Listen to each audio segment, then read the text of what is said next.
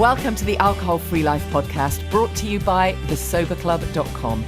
I'm Jenny Lee Grace. This is for you if you've quit the booze or you'd like to, or maybe you're just sober curious. I'll bring you tips and motivation without any judgment, and there'll be inspiration from experts, quit-lit authors, and sober heroes.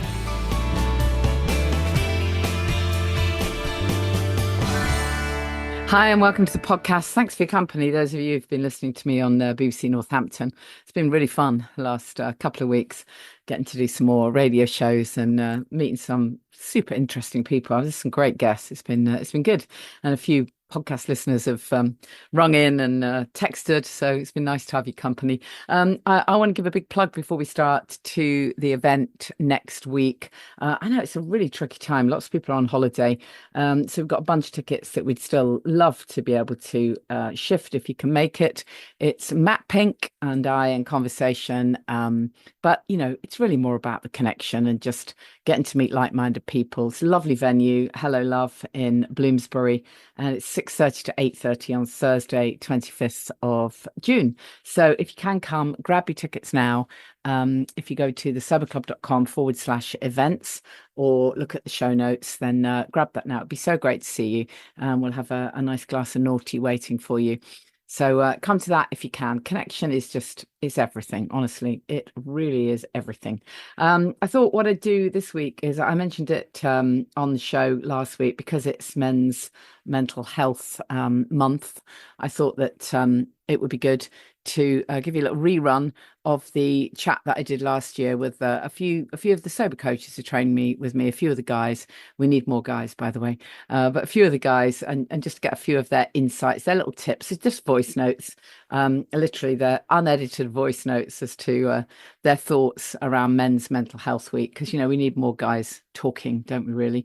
So I'm just going to run those as I did before, and also because it's my Platinum Awards again this year, and Noughty, the fabulous Noughty, are involved once again. So I figured, well, why don't I give you a chance to have a listen to that as well? You know, it's always good to hear Amanda. She talks an awful lot of sense. So if you have heard these interviews before, I hope you don't mind hearing a clip from them again, because I don't know, you're in a different place. It lands differently for you. But before any of that, this week we've got a sponsor for the podcast, and you know that I don't typically do ads on the podcast. I really don't like interrupting the flow of what we're doing with an ad, but every now and then I'll meet a brand whose work that I love, and that I think they're doing great things. So I just wanted to chat to Adrian from the Social Club, and I think you'll find this really fascinating. Just great supplements designed by someone who actually really cares about the ethos behind it all. So I hope you enjoy having a listen to my quick chat with Adrian, and check out the link in the show notes to grab these products. Thank you for joining us, Adrian. Thank you for having me also. Yeah. And I really liked, well, to start with, I really liked the name of your brand, the Social Club, because I thought, okay, so we're touching on alcohol and where it meets social occasions here, which is a big thing. and you have these new supplements. So, you know, it's something very close to my heart, is the fact that, you know, there's often stuff we need to replace once we quit alcohol. Then we need certain things to rebalance that brain chemistry and all of that. So I'm absolutely on the same page. But tell me a bit about your background. Tell me a bit about you and what brought you to this. Well, first of all, I'm Adrian. I come from an industrial engineering background, so basically on development products. Mm-hmm. But I always was really interested in self-development, and I'm sober myself. So I was always looking for a different way to socializing, to add my knowledge and to add a little part onto this movement. You mentioned before the club, the name of the social club. Yeah. Because originally we wanted to create like a community of people who share the same values, interests, people who share the same interest on socializing in a more healthier way, let's say. We didn't start yet. We are not a club yet, but in the future we would like to continue with events. And And you're based in Spain, right? the company is based in the UK, but at the moment I'm in Spain. Yeah. Which is quite interesting actually, because just touching on that for a moment, we have all these perceptions of the way people drink in different parts of Europe, well, certainly in the UK. Well, we know how we drink in the UK, and then there's these different perceptions about different countries. What would you say it's like in Spain, in the region where you are? Would you say that it's similar to the UK? I mean, there's not the pub in the same way, is there? No, it's true. We drink in a different way, let's say, but I mean the problem is still there. The problems are there, yeah. Yeah, because people often drinks, let's say, because the people think that they can celebrate drinking, they can forget. They think drinking is going to give them more confidence Yeah, for the yeah, social situation. So, in essence, is the same, but maybe the way of doing it is kind of different. yeah, In yeah. Japan, we drink caña. One pint is like 3 or 4 cañas. So we drink in a different way, but it's Mm. still the same. Mm. Yeah, I mean, there's no doubt about it. When you talk about the whole social connection, I mean, in the UK, alcohol is still seen as the social glue that sticks everything together. And, Mhm. just using the word, come to a social occasion immediately. Once you're over the age of about 15, that means alcohol. It just is the way it is still. And, it's so time to change all of that, really is. It's and obviously there are alcohol-free drinks now, which makes life so much easier. And I know in Spain, again, there's great alcohol-free beers and everything. But tell us a bit about why you decided then to come up with this supplement. The first product is called Aura, Or Aura. mhm. Tell us what the idea was behind the supplement. What was it you were trying to address, as it were? Basically, as I told you before, I was always really conscious about socializing and to try to develop myself, the way of I go out, my relationship with alcohol and other substances. And I was traveling around Asia, and I was sober by that time, maybe 1 year sober. And an idea came to my mind, and I said to myself, I'm gonna try to find if there is anything that can give me a little bit of energy and can give me support on the areas you normally need or look for when socializing. So So that's why. do you mean, sorry, just to interrupt you for a second, Mhm. are you saying, so in other words, to replace that, that sense that when you're feeling a little bit down or whatever, or you're going to be socializing, that's when people tend to think, oh, I'll reach for a drink. Are you saying you wanted something instead of reaching for a drink almost? Not exactly. We are not looking for replacement. We are not looking for altered brain states. We are Mm, looking to support how the brain works yeah. and bring out your best version, let's say. We don't want to change your personality. We don't want to change you. We just No. want the best version of yourself because No, absolutely. Yeah. replacing I didn't really mean it alcohol. like that. I suppose I was Exactly. just thinking, Mhm. is the idea that we can improve our well-being, in a completely different way rather than trying to reach for alcohol, as it were? Is that kind of the idea behind it? Yes, exactly. Yeah, yeah. So what are the components of the supplement that you've put together then? What did you want the supplement to do exactly?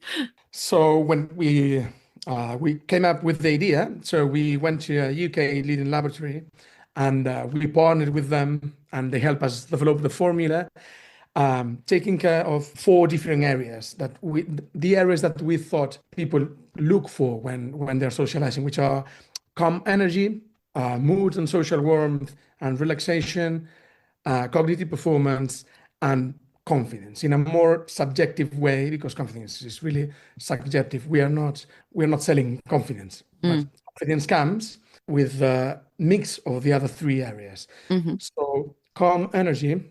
Here we used three ingredients: caffeine and L-theanine, and tobermine. Caffeine and L-theanine, hmm they're typical in supplements and nootropics.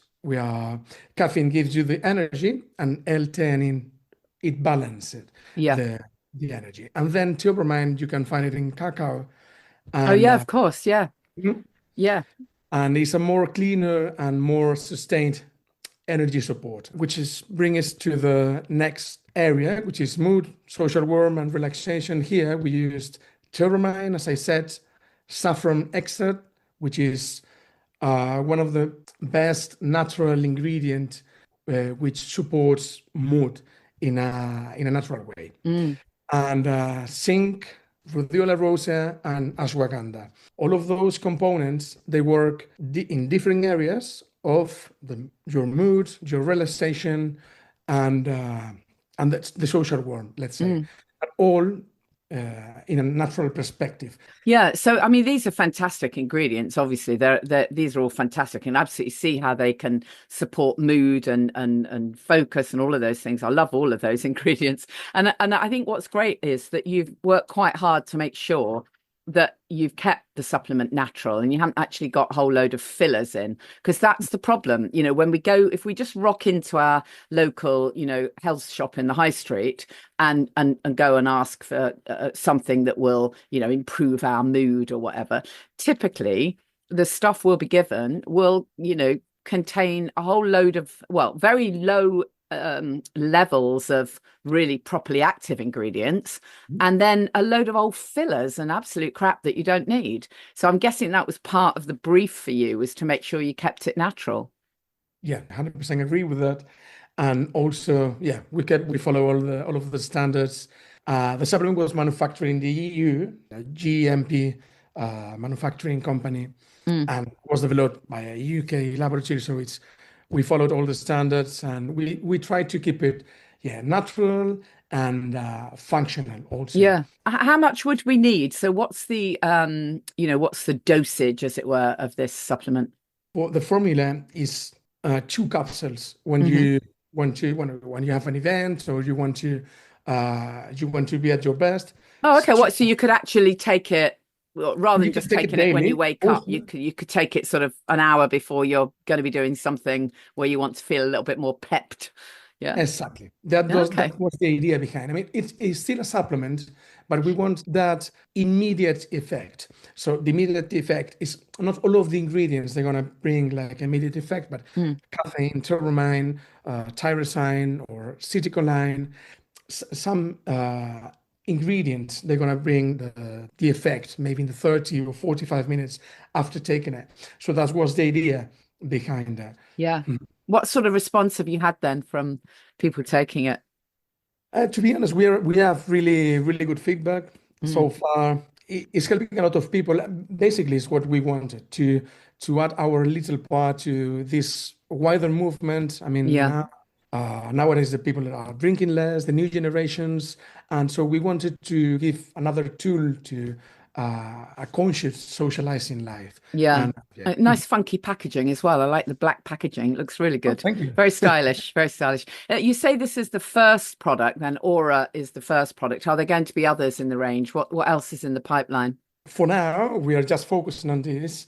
But yeah, we have some more things coming up there. Yeah, cool. We should say, by the way, we've been saying the Social Club, but you spell it with a Z, so it's SOZIAL. So great. So the website is thesocialclub.com, spelled with that Z. We'll put that link in the show notes. And I really wish you all the best with it, Adrian. It's a great initiative, and it's fantastic. I think we should, isn't it great that when people are sober curious and they're quitting the booze, they can think, okay, well, I do want something that's got pure ingredients in, that's going to give me a little lift. Well, why not have that from somebody who's created it, who's sober themselves and gets it, right? So, I love it. Well done, you. It's this cool product. So really appreciate it. Thank you, Adrian. Thank you so much. Thank you. So as mentioned, Men's Mental Health Month, and here's a little rerun of some clips, unedited voice notes from some of the sober coaches that I've trained. We need more guys doing this work, by the way. We need more people generally just spreading this message. So many people keep saying to me recently, it feels like I've had a lot of people say to me, I had no idea there was such a thing as a sober coach. I so wish there'd been someone like that around when I was struggling, because AA was definitely not for me. I definitely wasn't at rock bottom. I didn't even want to mention anything to a GP, was never going to take medication, but I was willing to invest if there was someone who really did know how it felt, been there, done it, got the t-shirt and all of that. So we need more people. Come on down and drop me a message. We'll have a conversation if you think it might be for you. Hi, my name's Tony, and I've now been alcohol-free for just over 5 years. In the beginning, I held back on telling my partner that I was going to quit drinking alcohol. I know she didn't think I had a problem, but then that's what we all think, isn't it? What I did do, however, which was very hard for me at the time as a man, was to tell my dear friend Ian. We men don't share these thoughts that easily with people, but I knew that Ian had been there and done that, and so I knew that he would understand. For me, telling someone made the whole thing real and made me accountable, not only to Ian, but to myself, and I would recommend that the first thing you do once you've made this journey is to tell someone of your intention. Hi, I'm Richard.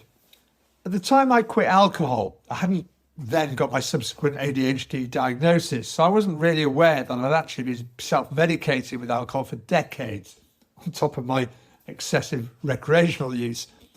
This meant I wasn't prepared for the raw life exposure, for want of a better phrase, that I experienced being alcohol-free. Now, this could easily have tipped me back into drinking. Luckily, I found that throwing myself into a super healthy lifestyle through exercise and nutrition gave me a new focus. It enabled me to positively channel my excess energy, and I guess gave me another form of escape and relief from my condition. Since that diagnosis, I've not only been able to understand and rationalize my years of alcohol use, but also appreciate the importance of a holistic, healthy approach to well-being post-sobriety, which actually for me now includes daily meditation and generally a more mindful approach to life. My advice, therefore, to anyone who either has or suspects they have ADHD is to plan a regimented health and well-being routine to coincide with your sober journey that becomes as habitual and essential as the booze once was. Not only will that help you manage symptoms, but it will potentially add decades of health span to your life. Go for it. Enjoy. Thank you. Hey guys, it's Paul here. One of the things that was tricky for me when I first quit drinking was that I didn't want to go to gatherings and social events because I had traditionally been the life of the party. I was the entertainer, I was the one with the one-liners and the punchlines, and so it wasn't just about the drinking, it was the pressure to perform. But I would say what helped me was I changed my mindset and I was able to go to events and functions and actually be with or kind of sit through the uncomfortable part of not being the one on stage. So it took a little bit of mind shift for me to be okay with sitting back and watching others and really just enjoying the experience without being the entertainer, and also pushing away some of the requests for me to tell jokes or to tell stories, and just being okay with saying, you know what, I'm good, or let me think about something and maybe I'll come up with it later. So anyway, it may be different for each of you, but it's okay to go to those events, especially if you're comfortable with not drinking. You can also be comfortable with not having to be the life of the party. Hi, I'm Nigel Harpley, honoured to share for Men's Mental Health Month. Back in June 2020, I was overwhelmed. Work deadlines, school runs, bills and relationship stress. I believed the drink would help me cope, but it piled on more pressure. Then I got curious, reached out for help and swapped my inner critic for encouragement. Pausing alcohol freed space to try morning walks, better sleep and habits that lifted my mood. My quick tips. Alcohol only delays relief. It may feel helpful now, but there is a price to your mental health. Reach out for support, talk to someone you trust or connect online. If that inner critic is loud, hear what's possible from people who've been there. No crisis is required. You don't need to hit rock bottom. Try a break and track how you feel. And one tip for the early days, have alcohol-free rituals. Early morning walks, bike rides or coffee with a friend, especially around any big events. Having something to look forward to takes the pressure off. If you're asking the question, give it a go. You might be surprised how quickly you feel the benefits. Thank you, guys. I really appreciate it. Don't forget, if you are interested in training to be a holistic sober coach, our next course starts in October. It's by discussion, as it were. You can't just click a link. You have to have a chat with me and see if it's right for you. And interestingly enough, I had a guy sign up this week. So that's great. Just has to feel really right for you. I don't do any big sell, as I'm sure. But if you've got that sense of you want a new purpose, you want to lay the foundations for your own sobriety, you want to focus on the holistic picture. It's so much more than just not drinking. Then check it out. The link is in the show notes and we can have a chat about it. My guest is Amanda Thompson, the founder and CEO of Thompson & Scott. I think most people listening to this know that I absolutely love Noughty, Noughty, in case you're not aware of it yet, a premium range of alcohol-free wines, which are just absolutely unbelievable, really unbelievable. And it's just great to be able to chat to Amanda because we've met a few times and we've actually got a similar background in broadcasting. Welcome, Amanda. It's lovely to be here. And we met properly, didn't we? Because you fell in love with Noughty, which was incredible. I know, a long time ago now. Yeah. When I quit, sort of 7.8 months or whatever it was ago, literally being able to have alcohol-free drinks was the game changer for me. And I genuinely don't know if I could have done it really without being able to have alcohol-free drinks, because although I don't recommend it to anyone, I didn't tell anyone. I didn't tell anyone that I'd quit. I felt such shame. It was bizarre. I was drinking, but when I stopped and I could suddenly see things clearly, I felt such immense shame and I didn't know how to deal with any of it. So I simply didn't tell anyone. So I just went and poured other people alcohol and poured myself something alcohol free. And it's literally what got me through those early stages. And as everybody listening to this knows, my mantra is keep the ritual, change the ingredients, because as humans, we want a nice drink, for God's sake. Cup of tea won't cut it. Crappy sodas won't cut it. We want a nice drink. And when I came across Noughty, oh my God, it was just amazing. So tell me a bit about your background. I know you have effectively an alcohol brand, but then obviously tell me about what shaped your decision to create the alcohol-free drinks that you create, and then we'll talk a bit more in detail about them. Sure. And actually the transition from champagne was 2019 to Noughty. And now actually we just produce a tiny amount of alcohol, but that's actually privately being phased out. I haven't announced that until now. That's interesting. Is that because of demand? Noughty's just so big now and such a focus of mine that it just almost feels strange to even have a tiny percent of toe in the alcohol world, if that makes sense. Yeah. I know you've always spoken about transparency, and I know that's a really important part of what you do. Yeah, it's interesting, Janie, and that started in my wine training. I think just to circle back, those of you who don't know, there's a lot of smoke and mirrors in wine, and I suppose linked to history. A lot of it's just to do with the romance, but of course it's meant that there's been circumnavigation, obfuscation, is that the right pronunciation? Where you can really hide a lot of things because you don't necessarily have to say what's in the bottle. And I was always a big proponent for being super open about ingredients. So that was even before I launched Noughty. And so that transition for me with Noughty was a really natural one, which was to say, okay, let's really work from the base that whichever way you cut it, alcohol's not healthy. We all know that. I think even in 2025, there's a few articles where journalists are still trying to link up heart health or whatever with some it's absolute BS, isn't it? Health aspect. Exactly. We all know from a scientific perspective, even if we still drink, we can't pretend there's any sort of health elixir there. And so I think that once you've taken alcohol out of something, I think for me, it becomes equally important to be really honest about what else is in there. I'm often saying to people, and this is quite a big one, as in that transition for people to alcohol-free drinking, is a lot of people replace alcohol with sugar. And for me, you could argue neither are going to serve you in any great quantity. So I wanted really to be open about just not packing something that's non-alcoholic full of sugar. So I talk about that just in the category, and I say, I don't want you to get a sugar addiction while you're giving up alcohol, right? No, absolutely. And very many people do, as you say, they do turn to sugar. And although I highly recommend alcohol-free drinks, you're right, there are some that are loaded with sugar. There's also, if you're into the kind of world where you're adding tonics to your drinks, you've got to be really careful, because so many contain artificial sweeteners as well, which are absolutely That's a really good point. devil's own work. So I have to spend all my time saying, keep the ritual, change the ingredients, be really careful. It's exhausting, isn't Because it? It's having an alcohol-free spirit, you cannot add crappy tonics. You've got to have an artisan tonic that, yes, it's got sugar in, but at least it doesn't have sweetener as well. And as because of the sugar tax, the whole industry, so many drinks have sweeteners in them now, even though they're not labelled diet. It drives me insane. That's anyway, a really good point that I should add to my concern list.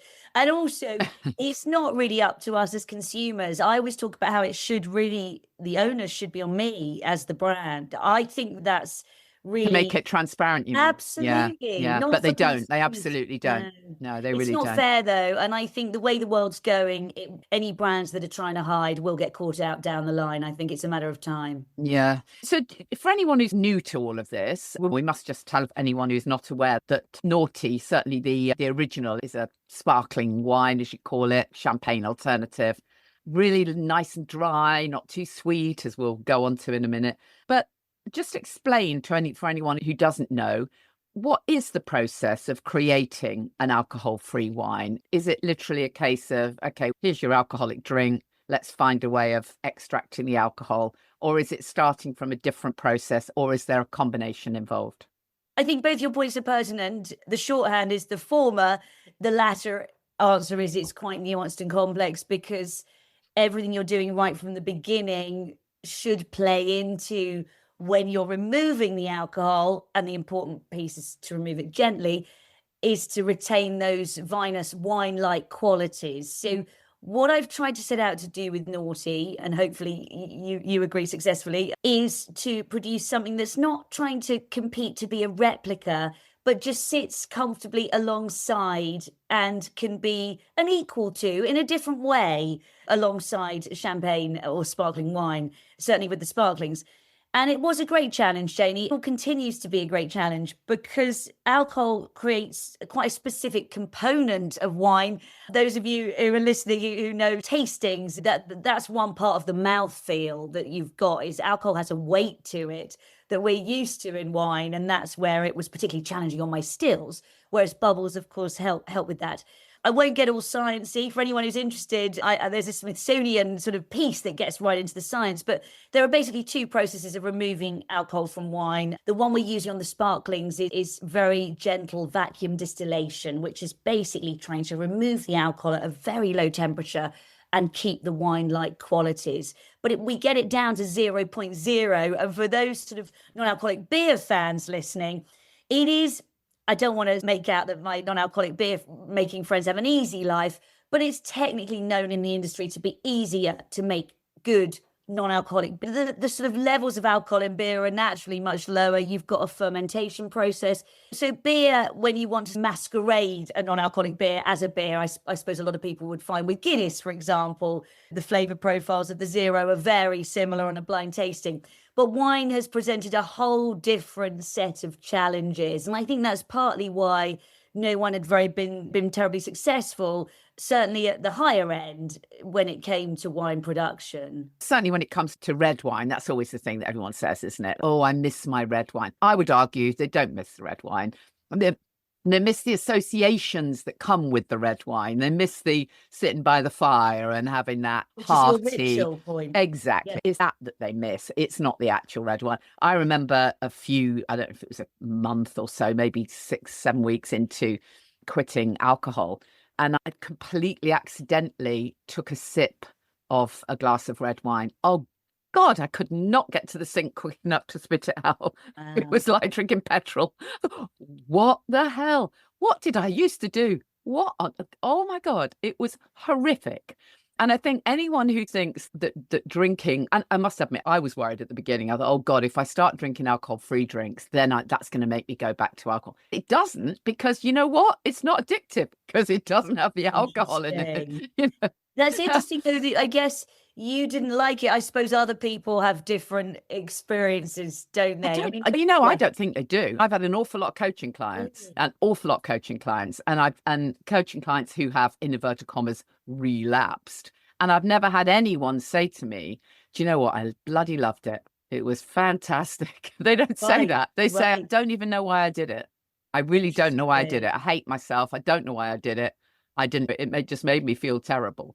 So I think once we get out of the habit, thank God, the kind of rational brain kicks in and we're able to properly notice the taste. Kids don't like alcohol, do they? Give a child a glass of red wine and they splutter and cough and spit it out and wonder what on earth you're doing as adults drinking that shit. Noughty Rouge is the answer. We've got a red exactly. wine. I was just about to say that must have really been a challenge, because that's not easy to replicate, because it is all about that bloody burn, isn't it? The burn's interesting, isn't it? And I think you've got a lot of really interesting mixologists doing fantastic things, Shani, haven't you, in bars with chilies? And I love the creatives play around. But I was trying to stay firmly in that straight up wine lane. And it was, as you say, a huge challenge. We got into the New York Times when we launched in New York and London pretty quickly. So that was a huge moment for us when the wine critic there embraced it. But also, I've just been looking prior to this call at our analytics and where we sell and how much we sell. And for a long time, our halo was sparkling Chardonnay, the one that you love. And we've also got the sparkling rosé. And of course, the stills came out later. But actually, in some states in America, particularly, I think Chicago, for example, and the foodies, where there's a big restaurant scene and also a lot of red meat eaters, where they've got the red wine on the list, our red Noughty Rouge is now #1 in some states.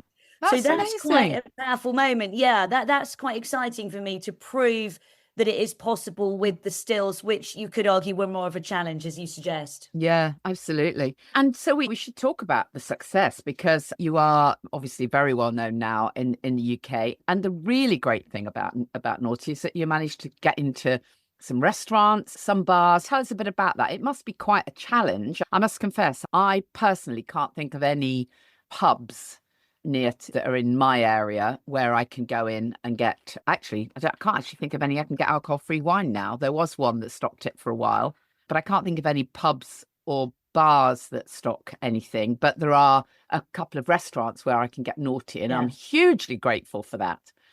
It's a challenge. I think you're always going to have lag in hospitality. And I think particularly after COVID and at the moment with the economic climate in the UK and globally, where hospitality is struggling with inflation and margins, aren't they? And actually, when anyone smart understands how Noughty can sell and how consumers like you will pick the venue according to us being on the list, it's a really easy crossover.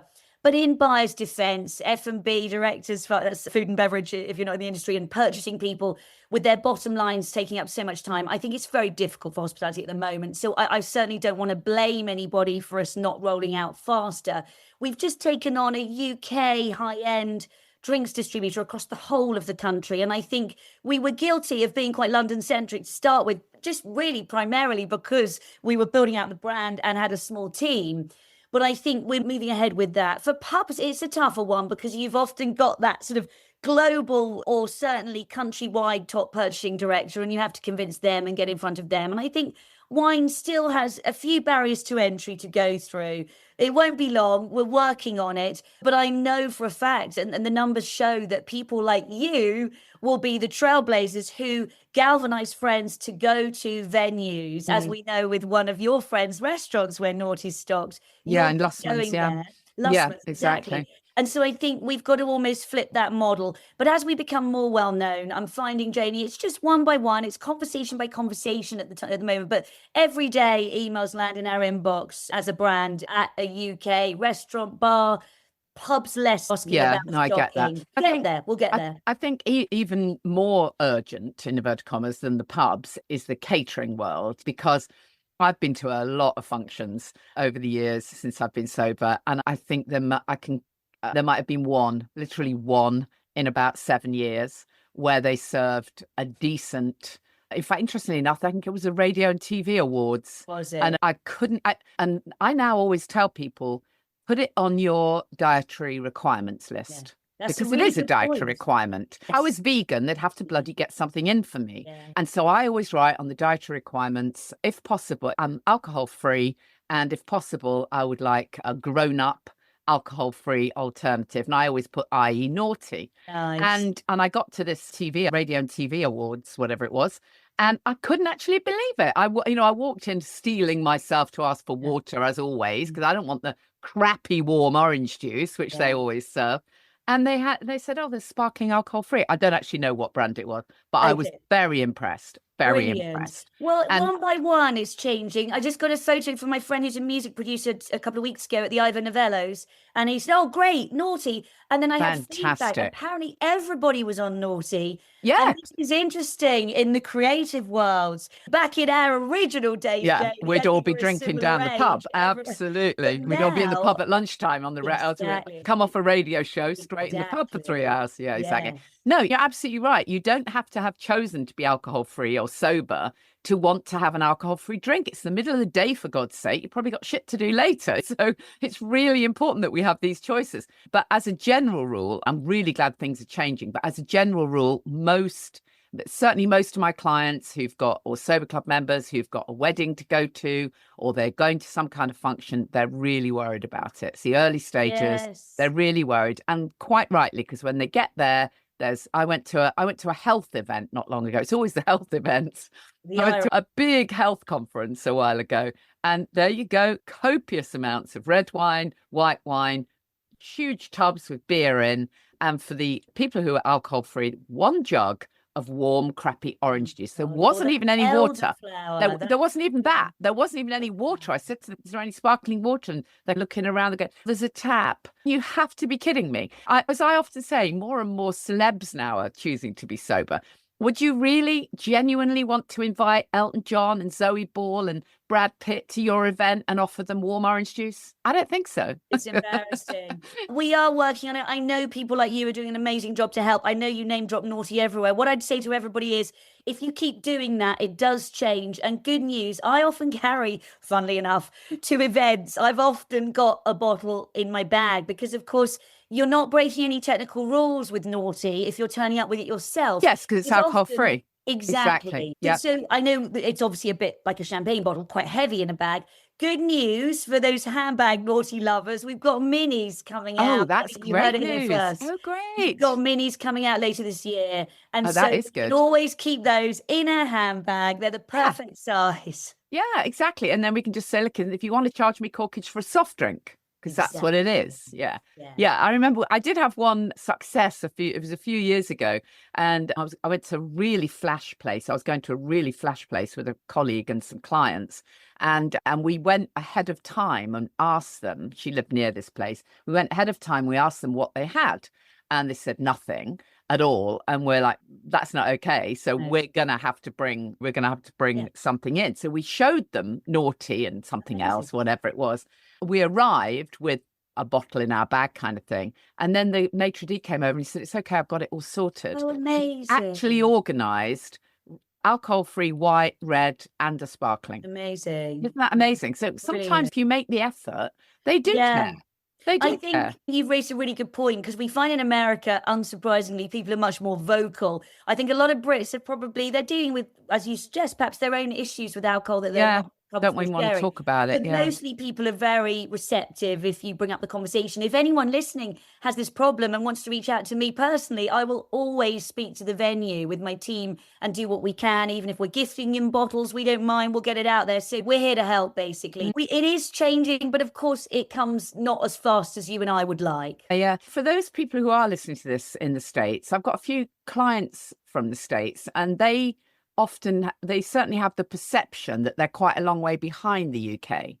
So now, is that still the case? Where do you sell across the States? I don't necessarily find it that way. I suppose you could argue by nature of scale, if you look at a state like Texas or California. Yeah, it's huge. It's so massive, each state, that yes, even if we've got really good penetration in a state, it will mostly be in the city or downtown.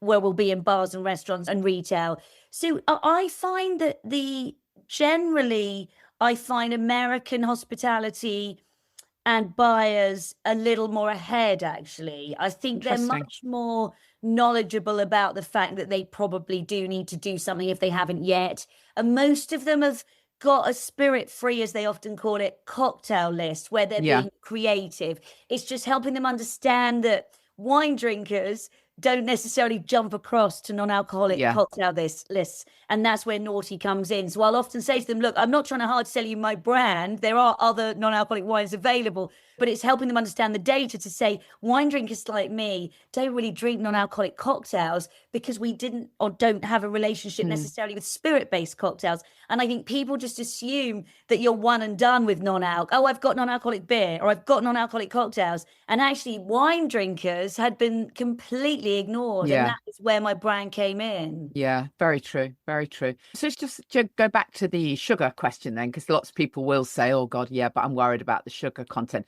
Am I right in thinking that's really quite low in Noughty? Yes, as is low. I think it was said to be lowest in market, and that wasn't by nature of focusing just on that. I'm always about balance and taste. But for me, if you're making a good alcoholic wine, when I was all about low sugar anyway, because I wanted the roundness of the fruit. So for me, there was a similarity in how I was making Noughty, which was not to say cheap alcoholic wines are like cheap non-alcoholic wines. You're building up the palate from the base with sugar and chemicals. I think that's the same as cheap alcoholic wine, the stuff you buy from the garage for £5 or whatever. I don't know if you still can get £5 wine. I think you can. So that's really no different. So I just encourage people with non-alcoholic wine, if they say to me, I've got a bottle I like and it only costs £5, I say, brilliant. If you're happy with it, stick to it. But just be a bit aware of the ingredients. Yeah. So Noughty's not expensive, but it will be more pricey than one that's full of a lot of sugar and chemicals. By nature of it being organic, for one thing. We're 100% organic on the sparklings. And actually the stills are what we call in the wine business reasoned intervention. It's almost impossible to get an organic certification in South Africa.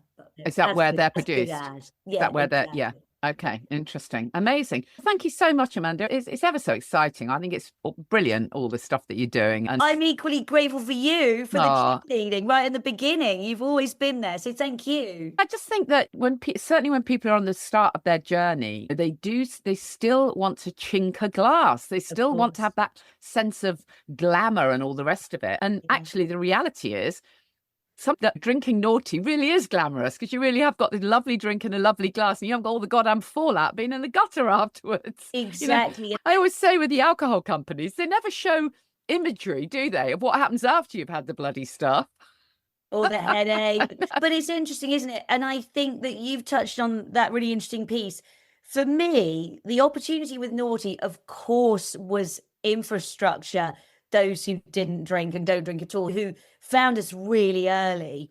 But I was really interested in that huge opportunity of building into the conventional wine industry and positioning Noughty as a really delicious wine that doesn't have alcohol. Exactly. And we say quite provocatively, it's wine just better. Yeah. That was purposefully meant to be quite a fun, provocative statement because, of course, the alcohol's not there. But that's what's really interesting, Janie. And I think that it's paid off, touch wood, in the sense that I often say to people, try Noughty. You love alcohol, great, but try Noughty because you'll probably like it. It's a delicious drink. And you've got this kind of really interesting opening. Like you're saying, I've been at so many events where the Noughty runs out. Yeah. And it's not sober people. It's enjoying Noughty. And then they realize that it gives them that buzz and that placebo effect you've talked about. And that, for me, is a really interesting opportunity because you're making a health choice without realizing it. Yeah, exactly. Create a household name, which is what I'm a third or half of the way to doing, which really then starts to bring people on who were drinking wine as well. Yeah, exactly. Brilliant. Well done, sweetie. It's amazing. Absolutely amazing. And everyone knows where to find it. And we'll put some links in the show notes and stuff as well. And I'm really glad that you're part of my Platinum Awards because having a brand like Noughty as being part of that is brilliant. So everyone can vote for you in that as well. So I'll put the link up. Amazing. Thanks ever so much, Amanda. I really appreciate it. Thanks for having me. So just a reminder, there will be Noughty AF at our event on Thursday, 25th of June at Hello Love in Bloomsbury. My special guest is Matt Pink. It would be so great to see you there. Intimate little venue. Don't be worried about coming on your own. It's really cool, honestly. 6:30 to 8:30. And just a note, again, I say this every week, but if you're doing this and you're starting out, come and join the Sober Club, because there's so much connection there. But I do get, if that's just not your thing, then still tell someone. Of course, you can reach out, hire a coach. We would absolutely love to work with you. But if none of that is your thing and you're just thinking, no, I'm going to do this on my own, then at the very least, just reach out and tell someone you're doing it. Just share the fact that you make it real. That's the thing, add that layer of accountability and just make it real for yourself. And then you've got a much higher chance of actually succeeding. So drop me a message. You can find me on social media if you prefer, at Janie Lee Grace. I'm very easy to find, and I'll hold the vision for you. It's just another layer of accountability. And I'll see you same time next week. Thank you for listening to the Alcohol Free Life podcast, brought to you by the Sober Club. Please rate and review. And if you want support, accountability and inspiration, and you want to live your best life without the booze, check out thesoberclub.com.